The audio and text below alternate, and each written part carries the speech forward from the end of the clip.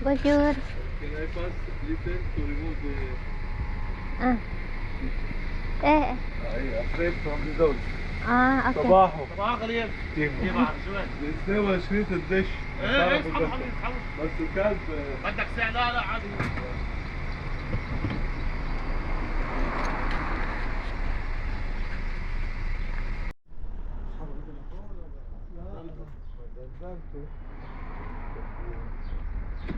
اتجنزلته لو حبيت لأميني مي ينزل دغري شارجل بحدا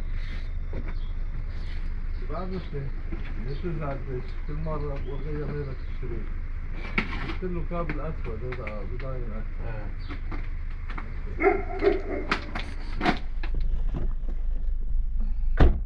Hinihintay ko si Mr. Pumunta siya doon. Magbabayad po siya ng bill para sa aming generator, payments ng generator. Sabi niya, Lika, pupunta po kami sa Dubai. Mayroon po siyang imimit na tao. So, isama niya ulit ako. Lika, para ano, sabi niya. Kaya punta tayo sa Beirut.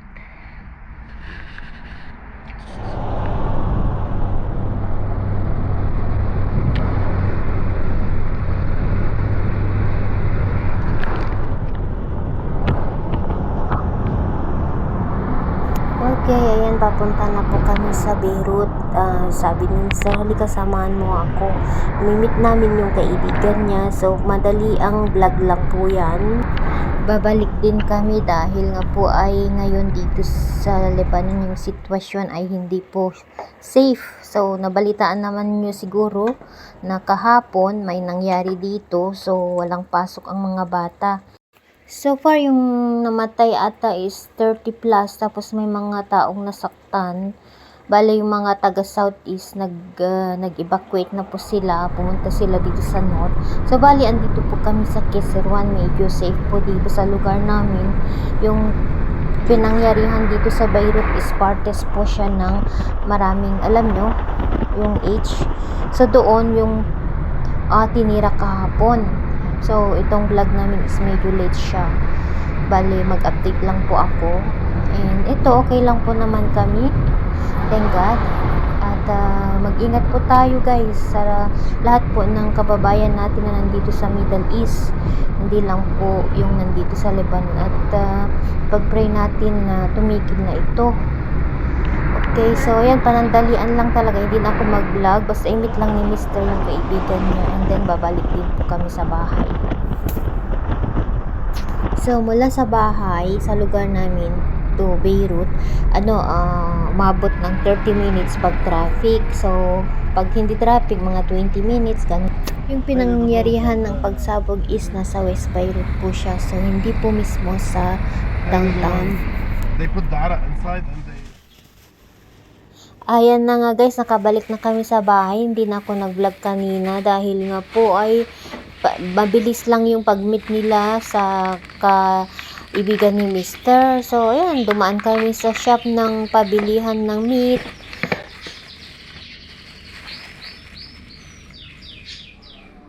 Ito pala yung sinasabi kong Italian parsley, maliliit po yung dahon niya kasi meron po yung parsley na medyo magaspang yung dahon at saka malalaki. So yan po yung ginagamit ng mga Lebanese.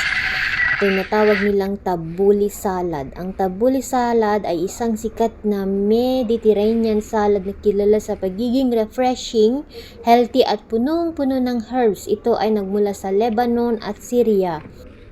Nilalagyan ito ng bulgur, kamatis, sibuyas. Ito ay isang klasikong bahagi ng Lebanese appetizer at madalas isinasabay sa mga inihaw na karne or falafel. Alam niyo yung falafel guys? So, noon po ang tabbouleh salad sa mga Lebanese cuisine. So, marami pong nakakaalam na ang salad na ito ay sikat para sa mga Lebanese. And hindi lang po ito ang kinakain nilang salad. Marami pong klaseng salad. Nandyan po yung fattoush at saka kung ano-ano pa. Rock din nilalamig.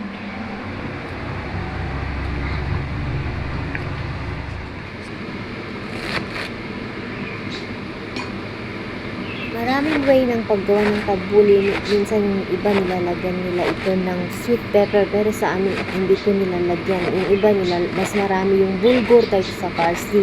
Pero usually ang tabuli ay mas marami po yung parsley kaysa sa bulgur. At saka maasim po siya, guys. Hot, huh?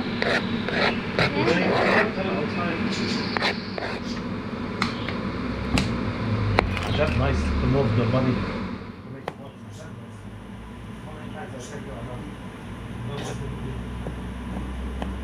Can you give me onion, huh? Where? A small one.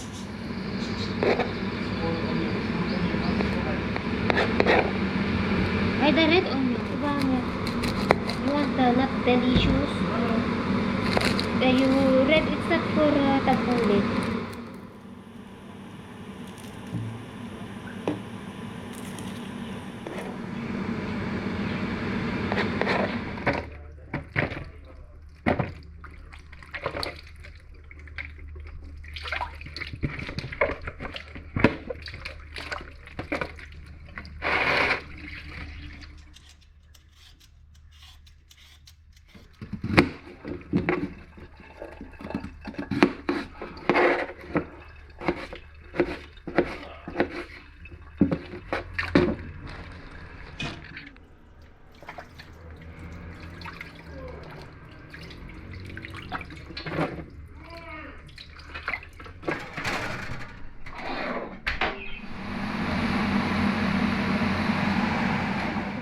Bulgur na pang tabuli, medyo fine siya kaysa yung ginagamit kong for cooking, pero ito po ay pang tabuli.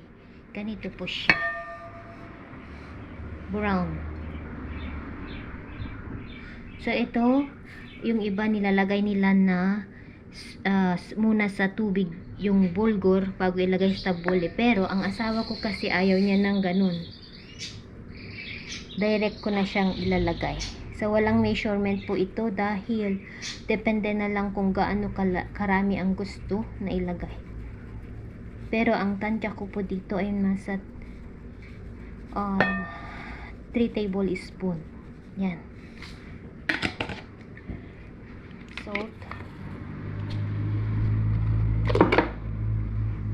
Lemon. Ang tabuli ko ay maasim.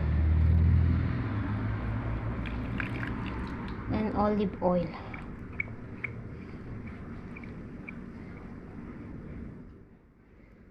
So yan. And i-mix lang natin siya. Hindi ko na siya lalagyan ng suma dahil maraming lemon ang nilagay ko. Salang po ako naglalagay ng suma pag wala pong lemon, yung season na walang lemon, kasi yung suma spices po yun na maasim. Dahil meron namang lemon, kaya hindi na ako maglalagay. So, ito na po ang tabuli Lebanese salad. Yalahan!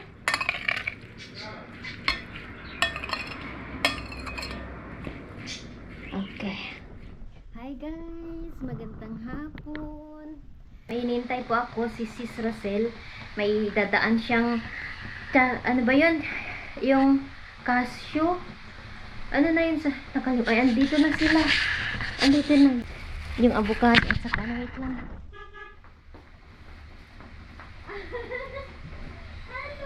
Ayun, umalis na siya. Kasama si Mr. Binigay niya ito. Tignan niyo guys, oh. Ito binigay niya sa akin guys. Oh, itatanim natin. Barang agtubo, Kasi sabi, nag-search ako kasi noon namatay yung ganito kong tinanim. Ayaw niya ata ng malamig, ano? Sino yung nakaranas ng ganito guys na pwedeng itanim? Ay, nagtanim na.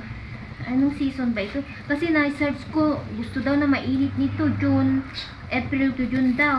So, tignan natin kung pwede until June or April. Magandang panahon, so dito tayo kukuha ng bamboo. Kuha tayo ng panggawa ng bakod dito guys,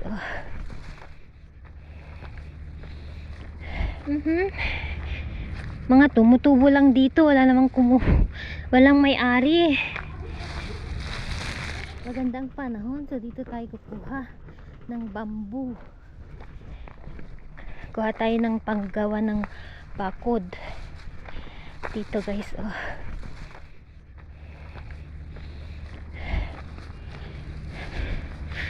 Doon, oh. Ewan kong may mga malalaki. Kuha lang tayo konti. Mga tumutubo lang dito, wala namang walang may-ari. Ay, mga kapatid, dito tayo kukuha, oh. Yan, oh. Bamboo. Kunin natin yan. Para pantaruktok sa Ilocano. Hindi ko na sinama ang mga bata dahil nagre-review sila. Okay, dito tayo kukuha guys. Sa bukid. Tumubo lang ito. Para matapos ng ating project na bakod.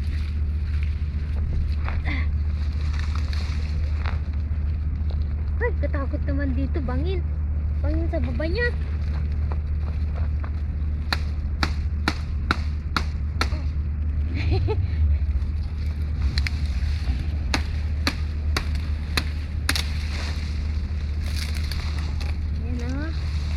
Sa mga nagtatanong pala kung saan kami partes ng Lebanon, nandito po kami sa Keserwan. So medyo malayo po kami sa pinangyarihan ng pagsabog kahapon, kagabi, around 2:30. And then doon po sa south, malayo din po yung village ng biyanan ko. Kaya safe po kami dito sa lugar namin. Pero kahit pa paano, kailangan pa rin natin tayong mag-ingat dahil hindi natin alam kung saan banda nila magpasabog kasi hindi na safe. Yun ang sabi ng asawa ko, anytime daw, any part ng Lebanon pwede silang magpasabog. Sana wag naman. Ay, ayusin natin. Sana wag naman po.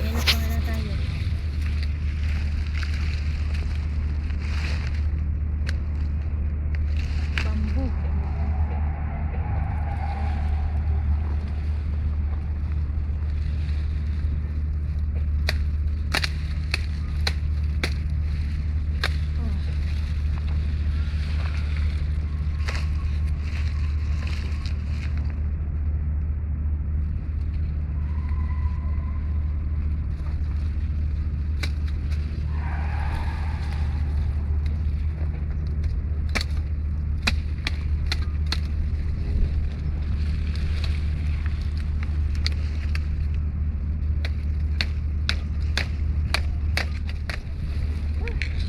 Malaki din to, oh.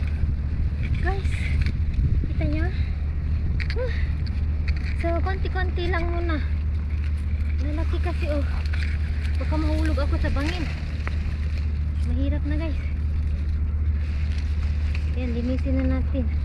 Oh, konti-konti lang. Dito ako ngayon, guys, oh. Oh, parang Pilipinas lang, ano? Ay, pangunguha ng bamboo. Naalala nyo guys noon?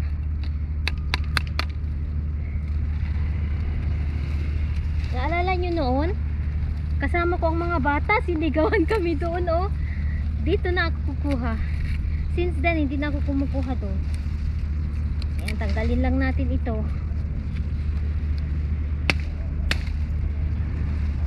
Wala namang may-ari ito, tumubo lang siya.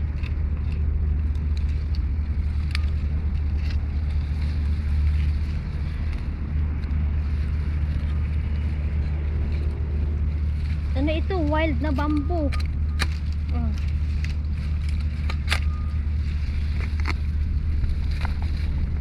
Bamboo ng Lebanon.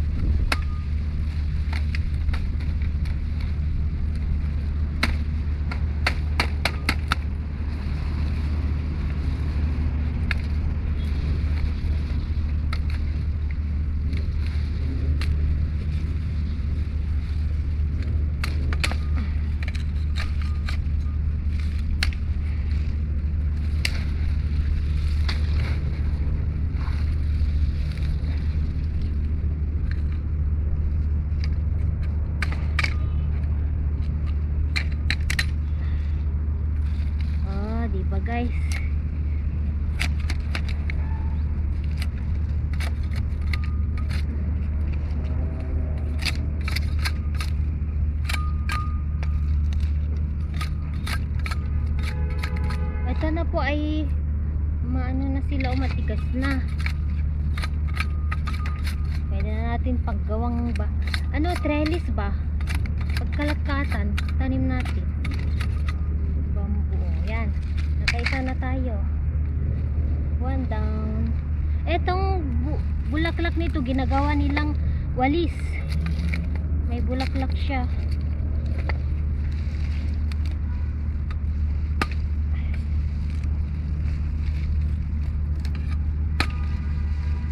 Putulin natin.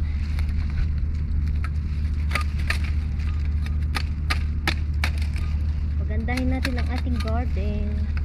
Ito yung bulaklak niya, oh. Kita nyo? Yan, oh. Ito guys, oh, bulaklak. Yan, oh. Walis, ginagawa nila itong walis. Wala, mag-ingat po kayo mga kababayan ko na nandito sa Middle East. Lalo na po sa Qatar, Iran. Syempre wala naman sigurong Pilipinoy sa Iran, ano? Kuwait, Saudi, UAE, at may panganib din dito sa Lebanon. So, mag-ingat po tayo mga kaibigan, ha. Huwag po tayong labas-labas sa maraming tao, kasi wala daw pipiliin na ano, lalo sa Qatar, marami po tayong kababayan dyan, mga taga Saudi, Kuwait. Ingat po tayo guys, bitbahay lang tayo, so hindi lang naman dyan ang panganib, dito rin sa lugar namin. Kaya mag-ingat kayo, mag-ingat tayong lahat. Mahirap na guys.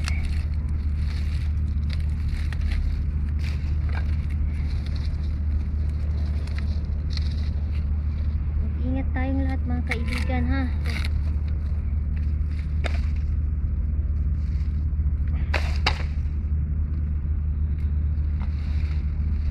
Mga bahay-bahay ang ano ka pala dito, oh, sa tabi ko, mga building.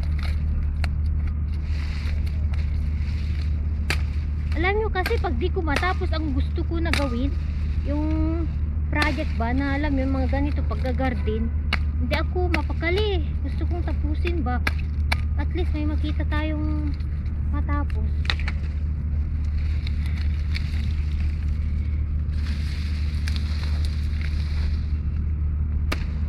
Yung biyanan ko nandun pa naman sa UAE.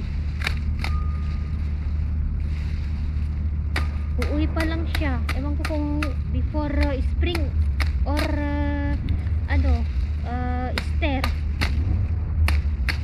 Kasi sabi niya nababagnot daw doon sa Dubai guys. Kaya gusto na niyang umuwi. Pero ewan ko kung kailan.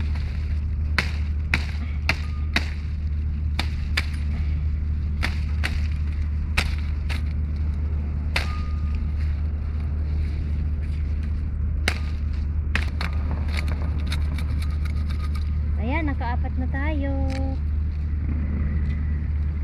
Ito na.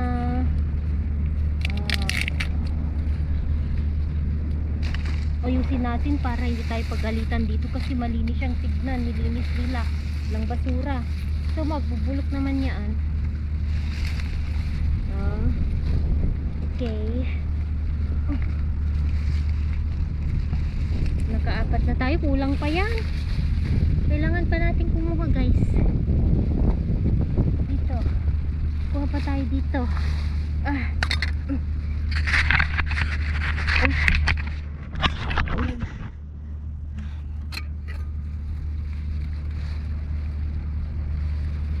Katakot lang kasi bangin dyan o sa baba.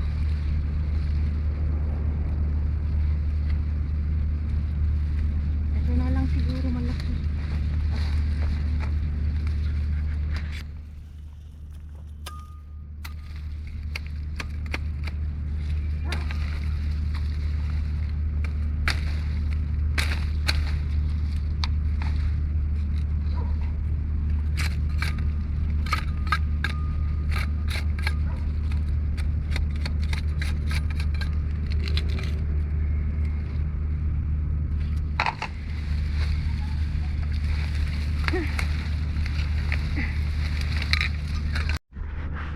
Andyan na yung harisa guys, oh. sa taas. So, tapos na ako ngayong araw. Bukas ulit. Next time ulit.